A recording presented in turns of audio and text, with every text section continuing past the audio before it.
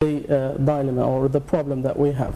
We have great rights of the woman in Islam, and I think from all traditions, from Quran, from traditions of Prophet Muhammad, and even from the life of companions, and even across the Islamic history, I think we have great examples of the women and their great role in the society.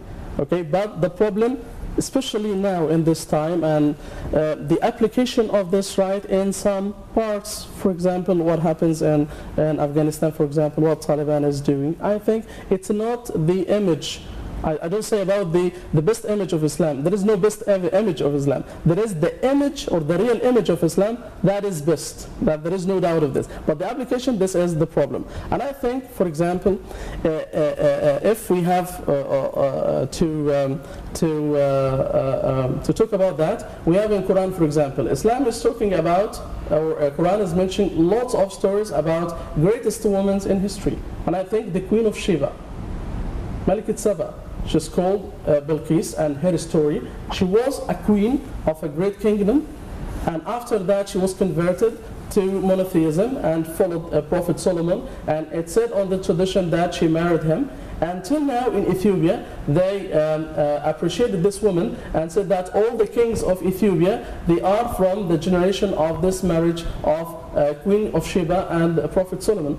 We have also the Queen of Pharaoh, or the wife of Pharaoh. I think this is a great example, and God talks about this woman in a great way, and God selected her as an ideal between all the women in history.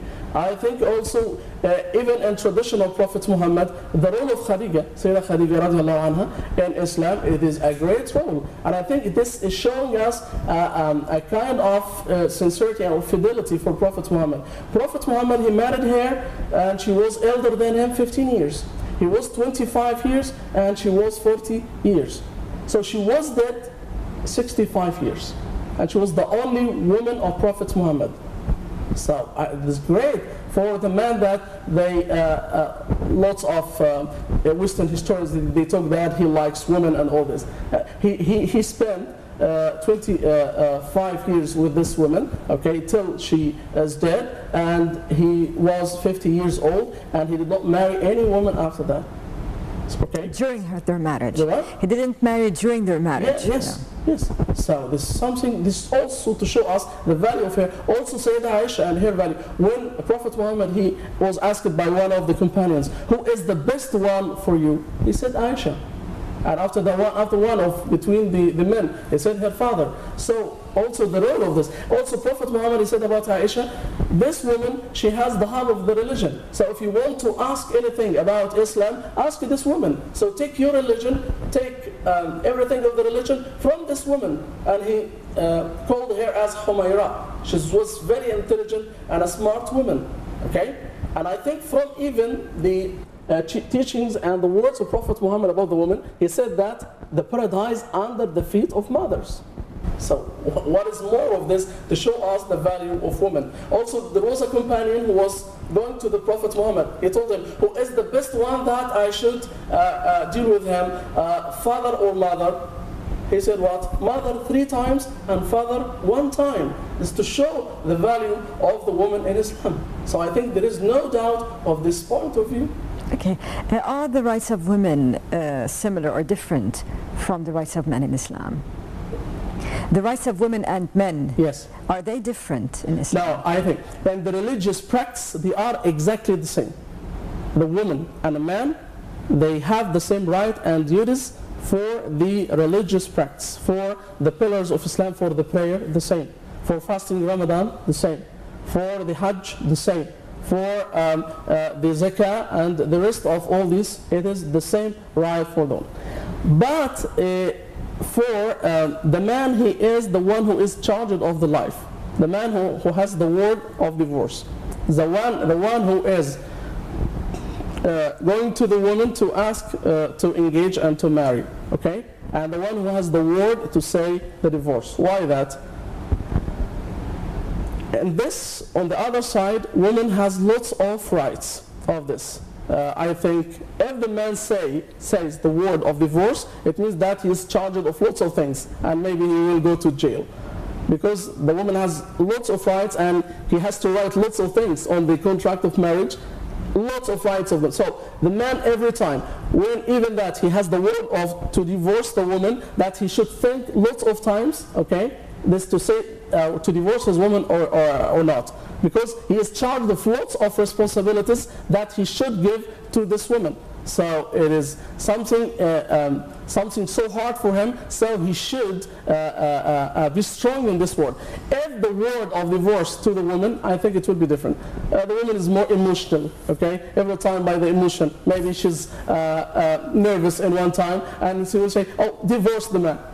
It's easy for the woman when she's nervous, but the man, he is more strong in this case. He knows that maybe he is nervous, but take care of this, because he counts what will be after that. So I think even for the polygamy, the problem that the people that took polygamy in Islam and the Muslim, polygamy was not created by Islam. It was before Islam.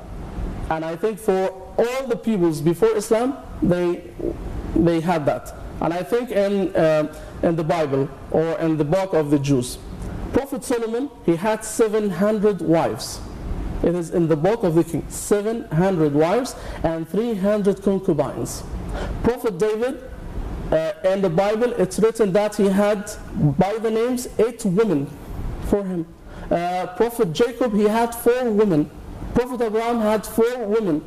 So polygamy was before Islam, but Islam controlled it. Yeah, controlled that, but lots of restrictions of this point. Okay, he fixed this for 4, but also with conditions. First condition, to be just. You should be just with all of them. If not, you will be guilty. Okay, or so the best for you is for one. You should be able to finance the life and for the power of life. Also, polygamy, it is necessity in lots of cases, especially in our time. If you look at the rate of the women in most of the countries, the female rate is more than the male rate. And it said that it's counted in 9 states, there are 8 million women more than the number of men. If there is no polygamy in this case, it means that there are 8 million women. She has no chance to marry in the same time with the widows and with the divorced women.